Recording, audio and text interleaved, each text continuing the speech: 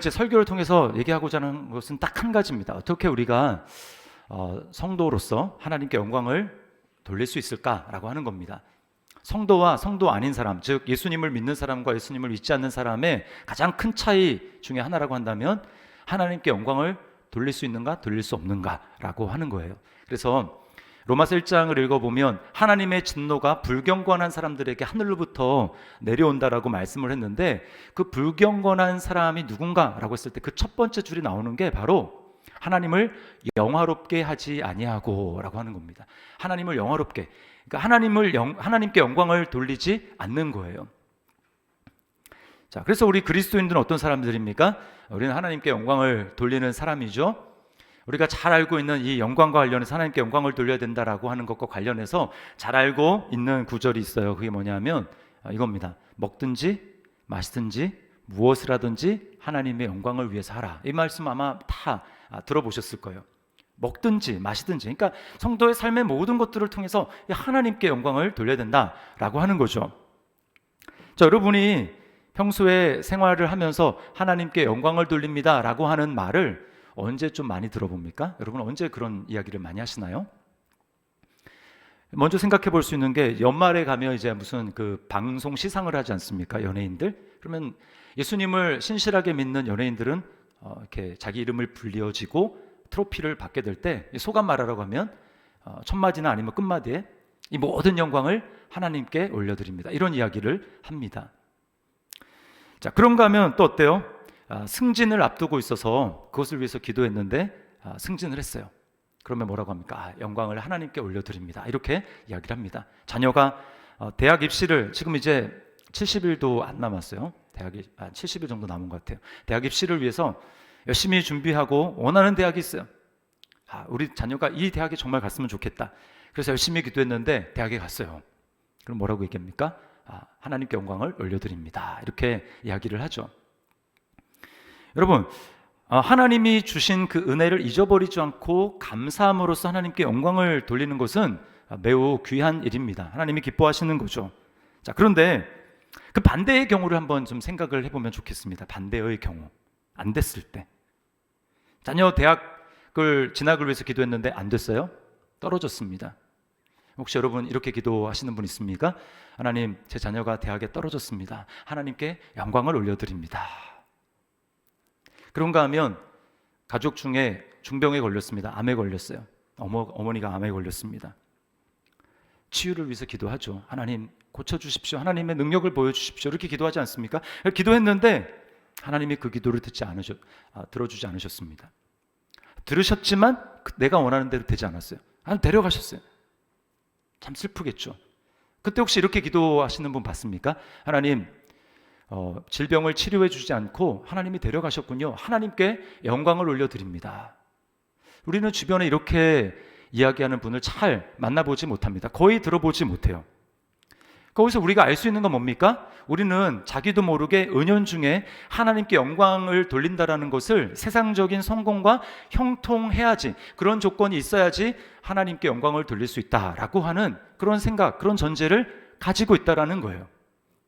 여러분, 정말 우리가 세상적으로 성공해야, 세상적으로 형통해야 하나님께 영광을 돌릴 수 있을까요? 반대로 내가 세상에서 잘 나가지 못하고 내가 원하는 대로 일이 되어지지 않을 때, 그때는 하나님이 내 삶을 통해서 영광을 받지 않으실까요?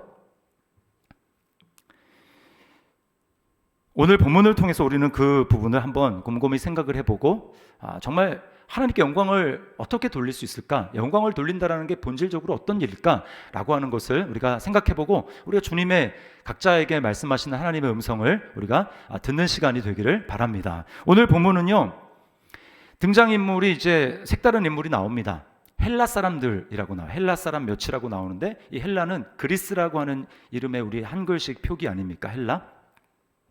그래서 그리스 사람 몇 사람이 예수님을 이제 찾는 겁니다. 때는 명절이었어요. 우리도 지금 명절 연휴를 보내고 있는데 6월절 명절이었습니다. 엄청난 사람들이 예루살렘 성전에서 하나님을 예배하고자 왔어요. 근데 학자들에 따르면 이 헬라 사람 몇 사람은 하나님을 경외하는 사람이지만 할례는 받지 않은 그리스 이방인이다라고 이렇게 이야기를 합니다. 그러니까 할례 받지 않은 사람들이 이방인이에요. 이들이 지금 예수님을 찾고자 하고 있습니다. 예수님을 만나려고 하고 있어요. 빌립에게 와가지고 우리가 예수님을 꼭 만나고 싶다. 근데 한 번이 아니라 오늘 그 동사의 시제를 보면 계속해서 그렇게 요청했다라는 것을 알 수 있습니다. 지금 예루살렘 전체 아니면 이스라엘 나라 전체가 핫 이슈가 뭡니까? 우리가 계속 살펴봤지만 죽은 나사로가 부활했다라는 거예요. 그리고 그 일을 예수라는 랍비가 일으켰다라는 그것이 완전히 장안의 화제였습니다. 그러니까 너도 나도 지금 이 헬라인의 귀에까지 그 소식이 들어가서 그런 분을 좀 만나봤으면 좋겠다라고 하고 예수님을 지금 찾는 것입니다. 너무나 많은 사람들이 예수님을 만나고자 했기 때문에 제자들이 아마 여기 오늘 빌립이랑 안드레가 예수님께 가가지고 이제 직접 가는 게 아니라 제자들을 통해서 예수님을 만날 수 있는 거예요. 제자들이 아마 이제 간략한 인터뷰를 했다고 생각을 합니다. 무슨 목적으로 예수님을 만나려고 하는지, 괜찮은 사람인 건지, 그렇게 하고 예수님께 소식을 전했어요. 예수님, 이런 사람들이 예수님을 만나고자 하는데 이들은 이방인입니다. 예수님 만나보시겠습니까? 그렇게 얘기했는데 예수님은 만나겠다, 만나지 않겠다 이런 말씀이 전혀 없으시고 우리가 얼핏 보기에는 굉장히 동문서답을 예수님이 하시는 것 같아요. 자, 23절, 24절을 다시 한번 읽어보겠습니다. 우리 같이 한번 읽어볼게요. 시작. 예수께서 대답하여 이르시되 인자가 영광을 얻을 때가 왔도다. 내가 진실로 진실로 너희에게 이르노니 한 알의 밀이 땅에 떨어져 죽지 아니하면 한 알 그대로 있고 죽으면 많은 열매를 맺느니라. 여러분, 여기서 이 한 알의 밀알이라는 것은 예수님 자신을 두고 말씀하는 것입니다. 예수님은 지금 이 헬라 사람들이 예수님 만나고자 하는데 갑자기 이제 인자가 영광을 얻을 때가 왔도다. 자기가 영광을 얻을 때가 왔다라는 거예요. 영광. 그런데 그 영광은 어떤 방식으로 주어진다고 얘기합니까? 한 알의 밀이 땅에 떨어져 죽음으로써 많은 열매를 맺는다라고 이야기를 해요. 여러분, 여기서 예수님이 하신 말씀을 통해서 우리는 헬라 사람들이 도대체 왜 예수님을 찾고자 하는지 역으로 유추해서 알 수 있습니다. 그들이 예수님을 만나고자 하는 이유, 예수님을 만나러 오는데 예수님이 이제 인자가 영광을 얻을 때가 왔도다. 인자는 한 알의 밀이 떨어져 죽어야 된다라고 하시는 말씀은 뭐냐면 반대로 이들이 예수님을 만나려고 하는 그 목적이 지금 죽는 것과 전혀 반대인 예수님을 통해서 권력을 누리고 예수님을 통해서 성공하고자 하는 그 목적으로 예수님을 만나려고 한다는 것을 우리가 미루어 짐작을 할 수 있어요. 그들은 예수님을 통해서 세상적인 성공을 꿈꾼 것입니다. 죽은 사람을 살렸는데 여러분, 그분과 함께 있으면 어떤 인생이 그려집니까? 정말 이분만 있으면 인생에서 못할 일은 없겠구나, 성공하지 못할 일이 없겠구나 라고 생각하면서 그 예수님을 따르는 거예요. 제가 이 말씀을 묵상하면서 떠올랐던 그 본문이 요한복음 이제 딱 절반이네요. 지금 12장인데 절반 앞으로 가면 6장이 나오는데 거기에 소위 오병이어 사건이라는 것이 나오죠. 소년의 도시락을 통해 가지고 물고기 2마리 그다음에 떡 5개를 가지고 5,000명을 먹이는 엄청난 기적을 예수님이 행하지 않습니까? 그때 사람들이 완전히 눈이 뒤집혔습니다. 그래서 이분이 우리의 왕이 되면 좋겠다, 예수님을 왕으로 세우려고 하지 않습니까? 근데 예수님이 그 사실을 아시고 그들을 다 흩으십니다. 제자들도 흩어서 자기를 떠나보내시고 그 무리들도 다 흩어서 집으로 보내세요. 그런데 그 다음날 이들이 예수님을 또 찾아왔습니다. 호수 건너편으로 가셨는데 거기까지 예수님을 수소문해서 찾아왔어요. 그들이 예수님 앞에 나오는 것을 보고 예수님이 딱 하신 말씀이 있습니다. 뭐라고 하셨냐면 너희가 나를 찾는 것은 기적을 보았기 때문이 아니라 떡을 먹고 빵을 먹고 배불렀기 때문이다. 그러니까 뭐예요? 너희는 정말 나에게 관심이 있어서 나를 사랑하고 나를 예배하고 나를 따르기 위해서 나에게 온 것이 아니라 너희의 관심은 내가 주는 떡에 있다라는 거예요. 내가 주는 이 세상의 형통, 이 세상의 성공, 거기에 너의 마음이 초점이 있다라는 겁니다. 예수님이 그것을 간파하셨어요. 그러면서 뭐라고 얘기합니까? 썩는 양식을 위하여 일하지 말고 썩지 아니하는 양식을 위해 일하라 라고 말씀을 하셨어요. 그렇죠. 그들은 예수님이 아니라 예수님이 주실 수 있는 빵에 관심이 있는 것입니다. 오늘 이들도 똑같아요.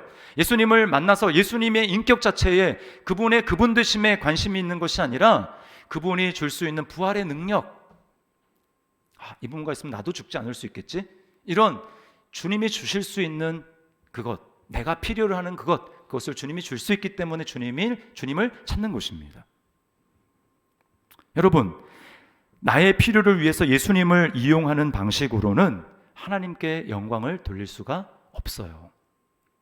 물론 우리가 처음에 믿음을 찾아가는 과정에서는 다 이렇게 시작합니다. 처음부터 어떻게 예수님 그분 자신이 좋아가지고 쫓아가는 사람이 어디 있겠어요? 알지도 못하는데.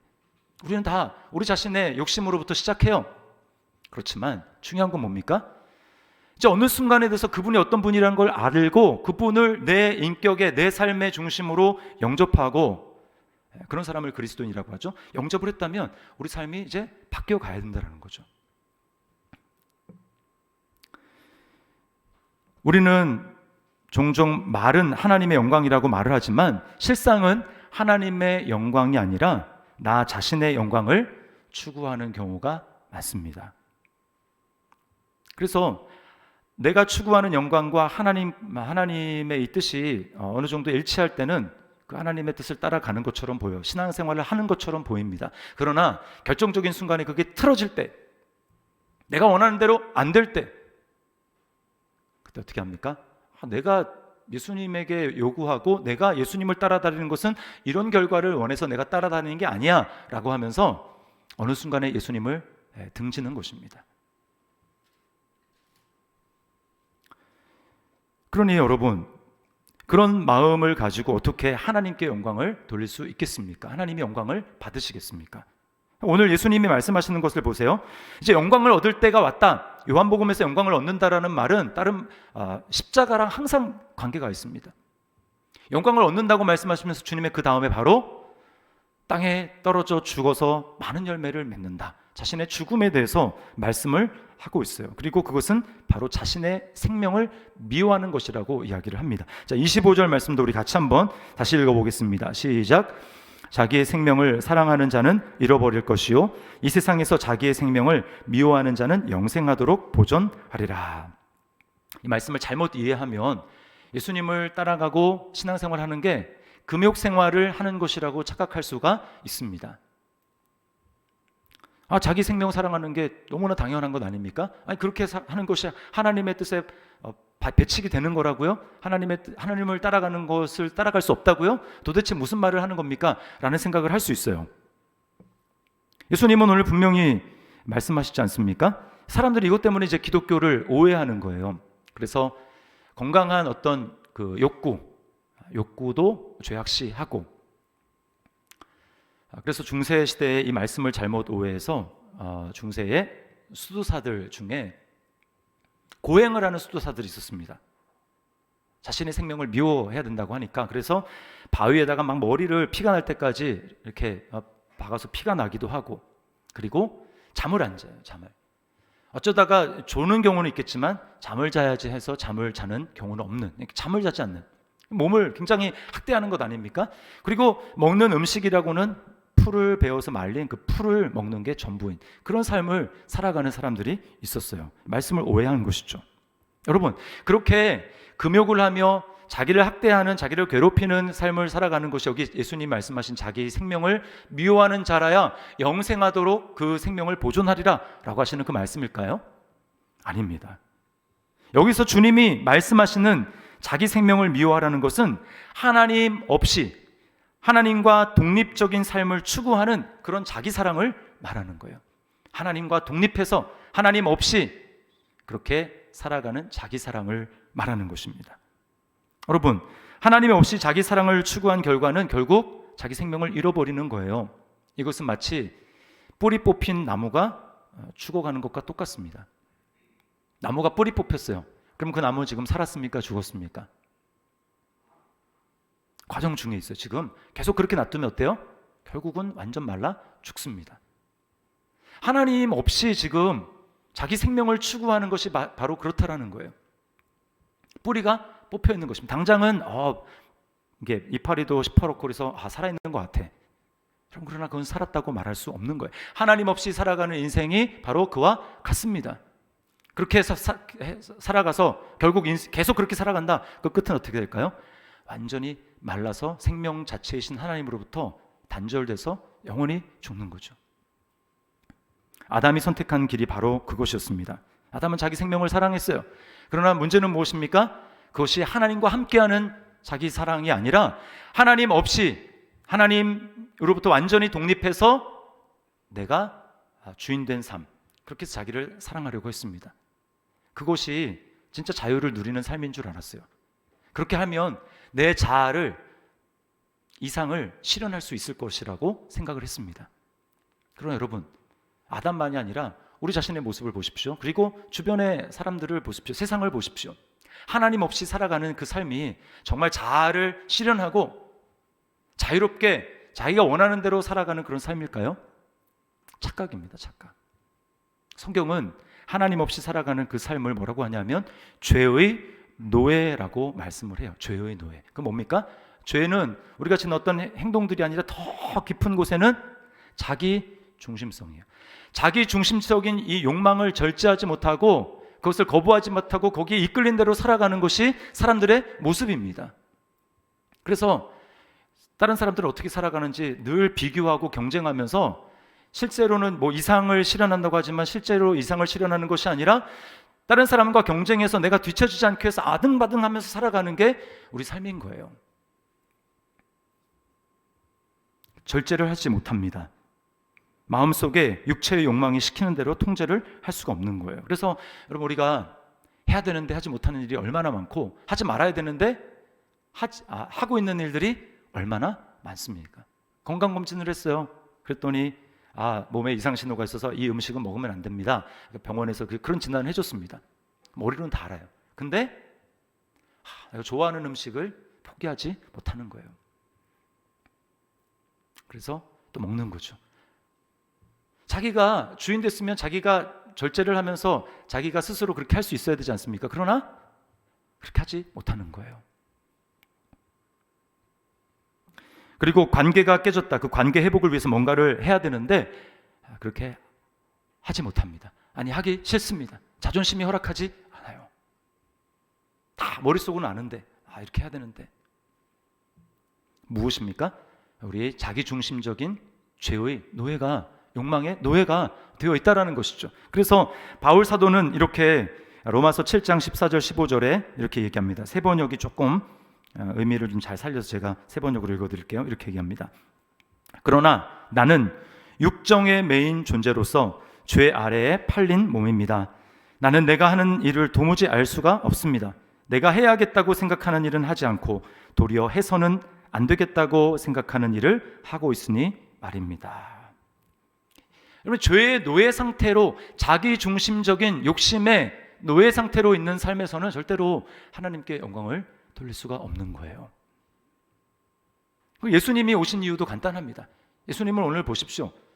주님이 오신 이유는 우리를 대표해서, 그리고 우리의 자리에 서서, 죄는 우리가 지어서 그 죄의 결과는 우리가 당하고 있지만 주님은 원래 상관이 없는 분인데 주님이 우리와 똑같은, 그러나 죄는 없는 인간의 모습으로 오셔서 우리를 대표해서 우리 자리에 서기 위해서 주님이 오신 거예요. 주님 앞에도 두 가지 길이 놓여있습니다. 우리가 갈등하고 있는 것과 똑같은 갈등, 주님 앞에 두 가지 길이 놓여있어요. 하나는 무엇입니까? 하나님과 독립해서 하나님 없이 내가 하고 싶은 대로 그렇게 나아가는 자기 사랑, 그것이 한 길이 있습니다. 또 하나는 그러고 싶지만 그러나 하나님을 중심으로 삼아서 하나님의 뜻대로 하고자 하는 그런 욕구, 이 두 가지가 싸우고 있는 거예요. 주님은 십자가 앞에서 어느 때보다 이것을 가지고 갈등하셨습니다. 예수님에게 하나님을 삶의 중심에 놓는다라는 것은 죽음이었습니다. 십자가에서 자기를 죽이는 행동이었어요. 그러나 끝내 주님은 그 길을 선택하셨습니다. 27절, 28절 말씀에 세 번역에는 이게 굉장히 조금 예수님이 혼잣말 하시면서 두 가지 말을 하시면서 결국은 하나를 선택하시는 일이 좀 잘 드러나는데 제가 읽어드릴 테니까 잘 보세요. 지금 내 마음이 괴로우니 무슨 말을 하여야 할까? 아버지, 이 시간을 벗어나게 하여 주십시오 하고 말할까? 아니다. 나는 바로 이 일 때문에 이때에 왔다. 아버지, 아버지의 이름을 영광스럽게 드러내십시오 하시니. 자, 그러자 어떤 일이 일어납니까? 이에 하늘에서 소리가 나서 이르되 내가 이미 영광스럽게 하였고 또다시 영광스럽게 하리라. 이렇게 말씀합니다. 자, 여기서 여러분, 하나님께 영광을 돌린다라는 것의 아주 핵심적인 본질을 우리가 발견하게 됩니다. 그것은 뭐예요? 세상적인 성공의 방식이 아니라 명백하신 하나님의 뜻 앞에서 자기를 부인하는 것입니다. 자기를 부인하는 거예요. 주님이 그렇게 하시죠. 이렇게 할까? 이 시간을 벗어나게 하여 주십시오 하고 말할까? 아니다. 나는 바로 이 일 때문에 이때 왔다라고 하면서 아버지의 이름을 영광스럽게 드러내십시오. 그 말은 자기가 십자가에서 죽을 것을 선택했다라는 것입니다. 내가 죽음으로써, 십자가의 죽음으로써 내가 이렇게 할 수도 있고 그렇게 하고 싶은 마음도 있지만 그렇게 하면 하나님의 뜻을 이루을 수 없기에 내가 이 일을 선택하겠습니다 라고 할 때, 그러고 뭐라고 말씀합니까? 내가 아버지 이름을 영광스럽게 하십시오 라고 하니까 하나님 뭐라고 말씀해요? 내가 이미 영광스럽게 했고 또 영광스럽게 할 것이다. 하나님이 영광을 받으셨다라고 말씀을 하는 거예요.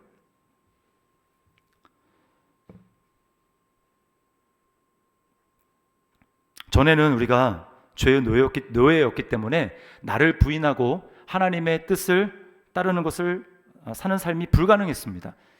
이것을 신학적인 용어로 죄를 짓지 않을 수 없는 상태라고 얘기를 해요. 우리는 죄를 짓지 않고 살 수는 없습니다.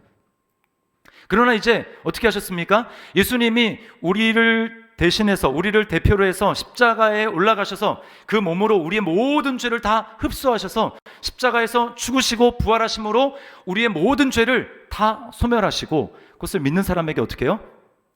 예수님이 그 사람을 자신의 안으로 예수님이 연합시켰어요, 자신과. 그래서 여러분, 예수님을 믿는다라는 것은 과거의 한 시점에 그래 내가 영접 기도를 했고 그래서 내가 예수님을 믿었지 라고 그런 삶으로 끝나는 것이 아니고, 예수님을 믿었다라는 것은 그 순간에 예수님을 내 삶의 주인으로 모셔드리고 환영했다라는 그 순간에, 믿는 순간에 우리는 예수 그리스도 안으로 들어가는 거예요. 예수 그리스도 안으로. 그래서 제가 아까 인사말 나눌 때 우리는 예수님 안에서 하나님 나라에 있다라고 말씀을 드리지 않았습니까? 예수님 안에 있습니다. 여러분 믿습니까? 예수님 안에. 우린 주님 안에 있는 거예요. 주님 안에 있다라는 게 무슨 얘기입니까? 이제는 우린 죄의 노예가 아니라는 거예요. 이제는 내가 육신이 연약해서 이렇게 죄를 또 졌습니다. 물론 우리가 죄에 넘어질 때 그렇게 말할 수 있죠. 그러나 마치 나는 죄를 안 지을 수 없는 존재입니다 라고 말하는 것은 우리는 예수님을 알지 못하는 거예요. 자신의 신분을 제대로 알지 못하는 것입니다. 예수님을 믿는 순간 우리는 죄를 짓지 않으면 안 될 수 없는 그런 상황에서 이제는 예수님 안에 머물므로 그것을 내 것으로 받아들이고 예수님 안에 있는 나를 받아들이고 믿고 의지하게 될 때 우리는 죄를 짓지 않을 수 있는 사람이 된 거예요. 이것이 바로 그리스도 안에서 우리에게 일어난 놀라운 신분의 변화라는 것입니다. 우리는 예수님 안에 있는 나의 신분을 묵상하고 그 주님으로 우리 자신을 채우게 될 때 우리는 죄를 이길 수 있는 존재가 됩니다. 여러분 믿습니까? 이게 바로 성도예요. 성도. 예수님 안에 있기 때문에 가능한 일입니다.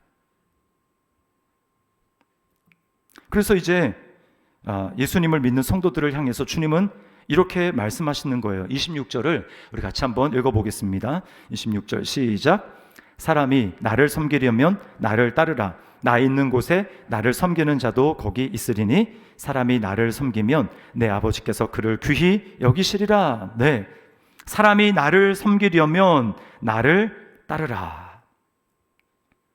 그리스도인은 누구를 섬기는 사람입니까? 예수님을 섬기는 사람이죠. 섬긴다는 말과 예배는 똑같은 말입니다. 저는 주님을 예배합니다. 그 말은 주님을 섬깁니다. 뭐래요? 나를 따르라. 이 맥락에서 주님을 따른다는 건 뭡니까? 자기를 부인하고 나도 십자가에 나 자신을 못 박는다 라고 하는 뜻이에요. 십자가의 길을 나도 따라가겠습니다 라고 하는 뜻입니다. 이것이 주 안에 있는 삶이에요. 그래서 뭐라고 합니까? 내 아버지께서 그를 귀히 여기시라. 이것이 나를 부인해서 십자가에 나를 못 박는 삶을 살아가게 될 때 그 사람에게는, 그런 그리스도인에게, 그런 성도에게는 하나님이 그를 귀히 여기신다, 높여주신다, 영광스럽게 하신다 라고 말씀하는 것입니다. 여러분, 하나님 없이 스스로 높아지려는 자신을 미워하고 그런 자신을 부인하는 삶을 살아가는 게 우리에게는 자동적으로 자연적으로 두려움으로 다가옵니다. 그러다가 진짜 죽으면 어떡하지? 그러다가 내 인생 진짜 망하면 어떻게 하지? 그런 두려움이 당연히 있는 건 당연해요. 그런데 예수님을 보십시오. 성경의 약속을 우리가 정말 믿는다면 예수님을 보십시오. 예수님을 하나님이 십자가에서 형벌을 하시고 심판하셨죠. 그래서 영원히 죽음으로 끝났습니까? 죽음이 죽음으로 아니잖아요. 빌립보서 2장 5절 이하의 말씀에 뭐라고 합니까? 죽기까지 복종하셨으니 곧 십자가에 죽으심이라. 그 다음에 있지 않습니까? 이러므로 하나님이 그를 지극히 높여 모든 이름 위에 뛰어난 이름을 주시고 모든 무릎을 예수의 이름에 꿇게 하셨다고 말씀을 해요. 우리는 항상 결과에만 집착을 하죠. 그러나 여러분, 그 자신을 부인하는 삶을 살아가게 될 때 하나님께서는 우리를 높여주신다고 말씀을 합니다. 제 이야기를 하고 좀 설교를 마무리하려고 하는데요. 저는 제가 목사가 돼서 제 삶을 하나님 앞에 드렸기 때문에 저는 제 삶을 통해서 하나님께 영광을 돌린다고 생각을 했어요. 그런데 얼마 전에 하나님이 저의 그렇지 않음을 폭로하셨습니다. 제가 이제 목회학 박사과정 얼마 전에 3년차 마지막을 했잖아요. 그러니까 목금 월화수였거든요. 목금 월화수. 근데 수요일 날 마지막 날이었어요. 마지막 날 그 이제 다 짐을 싸가지고 이제 그 강의 그 실로 가야 되는데 그때 좀 일찍 일어나 제가 이제 경건의 시간 큐티를 하는데요. 큐티 말씀을 딱 펴서 읽는데 이런 말씀이었어요. 우리가 이같이 너희를 사모하여 하나님의 복음뿐 아니라 우리의 목숨까지도 너희에게 주기를 기뻐함은 너희가 우리의 사랑하는 자 됨이라. 하나님이 잘 깨닫지 못하는 경우에, 그러나 정말 중요한 경우인데 이걸 꼭 깨달아야 되는데 잘 깨닫지 못할 경우에 하나님은 똑같은 걸 여러 번 말씀하심으로써 우리에게 확증하시고 깨닫게 하십니다. 딱 그때가 제가 그랬어요.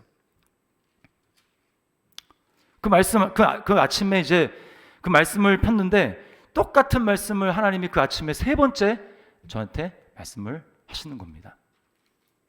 전날 밤에 제가 그 주에 있을 순장 수련회를 준비하면서 제가 이제 책의 어느 한 챕터를 읽고 있었거든요. 근데 그 많지도 않았어요. 분량도 많지도 않았는데 거기에 이 말씀이 또 나왔어요. 그래서 신기하네. 근데 그때만 제가 읽은 게 아니라 바로 그날 오후에 있었던 수업에, 여러분 그 목회학 박사과정이 성경 공부하는 게 아니고요. 리더십에 대해서 이제 이번 연도가 주제여서 성경 구절은 거의 나오지도 않았어요. 성경 구절 거의. 그런데 그날 오후에 많지도 않은 성경 구절 중에서 이 부분이 말씀이 나오는 겁니다. 그리고 그 오후에 그 강의 시간에 들었죠, 말씀을. 그 저녁에 책을 펴서 강의안을 준비하는 과정 가운데 또 보게 하셨어요. 그리고 다음 날 아침에 말씀을 폈는데 하나님이 그날 큐티 본문으로 또 말씀하시는 겁니다. 도저히 거부할 수가 없었어요.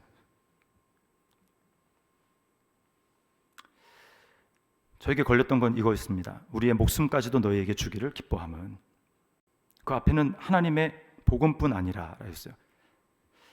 저는 복음은 주기를 기뻐했었던 것 같아요. 우리 성도들에게 복음이 살리게 하니까, 그래서 어떻게든 인간적인 어떤 방법, 종교적인 행위가 아니라 예수 그리스도의 은혜, 이것을 강조하고 그 복음을 어떻게든 의미를 드러내서 여러분에게 전달하려고 최선을 다하고, 이 부분에 대해서는 제가 하나님에 대해서 정말 성실하겠다고 생각을 합니다. 근데 그 다음이 문제였어요. 그 다음 복음뿐 아니라, 하나님의 복음뿐 아니라 우리의 목숨까지도 너희에게 주기를 기뻐하면. 주님이 계속 저한테 물으십니다. 다그쳐서 너는 정말 목숨까지 성도들을 위해서 주기를 너 기뻐하니?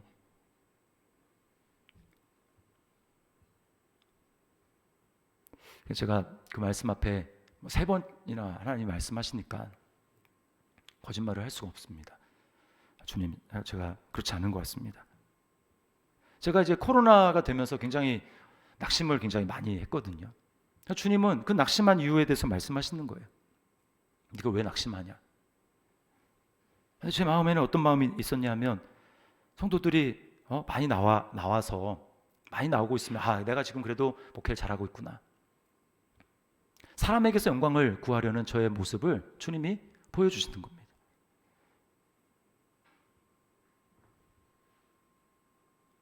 제가 정말 바울 사도와 같이 그리고 예수님과 같이 복음뿐만 아니라 목숨까지도 내어주기를 기뻐했다면 어떤 모습이 저의 모습에서 나타나야 됩니까? 연약한 성도들이 있으면 더 섬기고 더 만나고 해야지 되는데 그렇지 않는 저의 모습을 주님이 지적하시는 거예요. 너무 죄송했습니다. 주님 앞에 죄송하고 그리고 부족한 목사 때문에 더 잘 돌봄을 받아야 될 성도가 잘 돌봄을 받지 못한다라는 생각을 하니까 너무 눈물이 나더라고요. 여러분 제 자신만 보면 그래서 제 자신만 보니까 나는 정말 부족한 목사구나. 나는 정말 자격이 안 되는 목사구나. 나 같은 사람이 무슨 목회를 하겠어 하고 여러분 목회를 내려놔야죠. 그게 자기 연민에 빠지는 겁니다. 여러분 근데 주님께서 저한테 그렇게 말씀해 주시면서 깨닫게 하시고 계속해서 말씀하시는 이유가 너는 자격이 안 되니까 목회 그만두라 라고 저한테 말씀을 하시는 겁니까? 아니잖아요. 주님은 이렇게 말씀하는 겁니다. 야, 내가 너를 위해서 죽었고 네가 안 되니까 그래서 내가 있는 거야. 성도들을 실제로 목양하고 키우고 그들로 하여금 자라나게 하는 것은 네가 아니라 내가 하는 거다. 내가 성도들의 진정한 목자지 네가 아니야. 이걸 인정하고 나를 잘 따라오고 심부름 잘하면 그러면 되는 거야.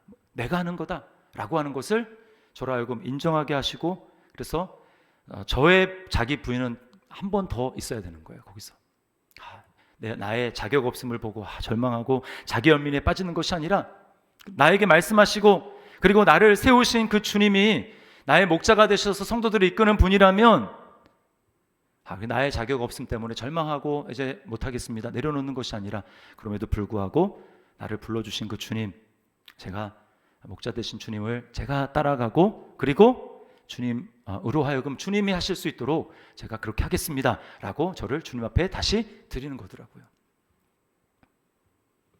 여러분 이것이 바로 자기 부인입니다. 여러분 어떻게 주님께 영광을 돌리기를 원하십니까? 하나님 우리 삶을 통해서 영광 받기를 원하시는데 어떻게 하나님께 영광을 돌리겠습니까? 그 방법은 딱 한 가지밖에 없어요. 주님이 하셨던 것처럼 자기를 부인하는 것입니다. 세상적인 형통과 성공을 통해서 하나님 그러한 삶이 내게 있어야 하나님께 영광을 올려드리죠 라고 하는 것이 아니라 물론 그럴 때 하나님께 영광을 또 돌려야 되겠지만 그러나 정말 더 중요한 것은 주님이 십자가를 지시고 하늘의 밀이 떨어져 죽음으로 말미암아 많은 열매를 맺고 내가 너를 통해서 영광 받았다라고 말씀하시는 그 하나님 앞에 우리 또한 주님의 그 길을 따라가면서 주님 내가 나를 부인함으로 나를 통해서 일하실 그 주님께 영광을 올려드리기를 원합니다. 우리 이런 삶을 살아갈 때 저와 여러분을 통해서 하나님이 영광 받아 주실 줄 믿습니다. 우리 이런 삶을 살아가는 저와 여러분의 삶이 될 수 있기를 주님의 이름으로 축원합니다. 우리 말씀을 기억하면서 이 시간 찬양하겠습니다. 이 세상 가장 아름다운 순종의 눈물, 우리 말씀을 기억하면서 이 찬양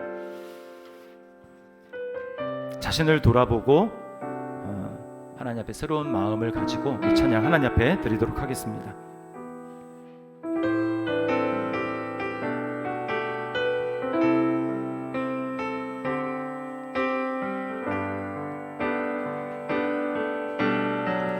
이 세상 가장 아름다운 순종의 눈물, 온 세상 다시 빛나게 한 생명의 눈물, 바로 주님의 눈물입니다. 그가 이 땅에 오신 이유 죽어야 살게 되고 져야만 승리하는 놀랍고 영원한 신비, 지으신 그대로 회복시킨 우리의 창조주 그리스도, 십자가의 길로 아버지 뜻 이루셨네. 그가 이 땅에 오신 이유, 이제 우리에게 맡겨진 그 소망, 그 사랑, 그 생명, 아름답고 눈부신 십자가의 길, 우리가 이 땅에 살아갈 이유, 지으신 그대로, 지으신 그대로 회복시킨 우리의 창조주 그리스도, 십자가의 길로, 십자가의 길로 아버지 뜻 이루셨네. 그가 이 땅에 오신 이유, 이제 우리에게 맡겨진, 이제 우리에게 맡겨진 그 소망, 그 사랑, 그 생명, 아름답고 눈부신 십자가의 길, 우리가 이 땅에 살아가 이유, 우리의 심령 주의 것이니, 우리의 심령 주의 것이니,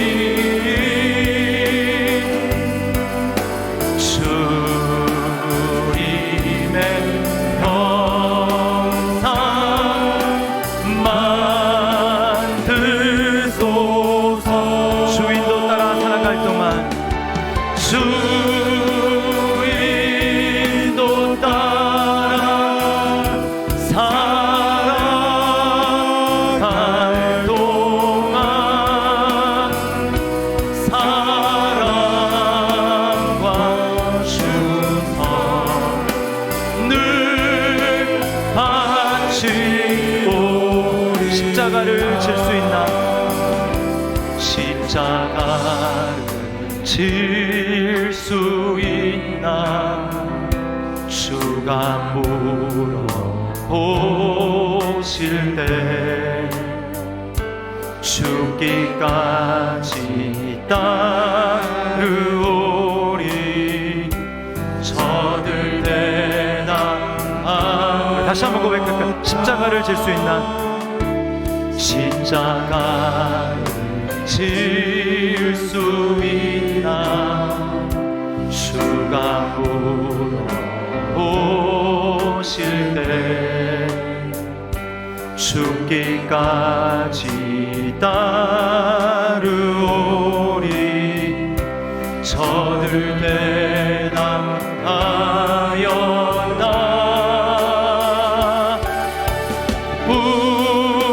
우리의 심령 주의 것이니, 당신의 평상 만드소서.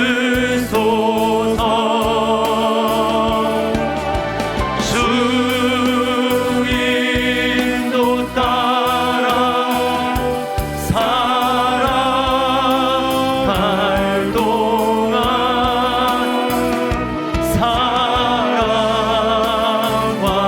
충성을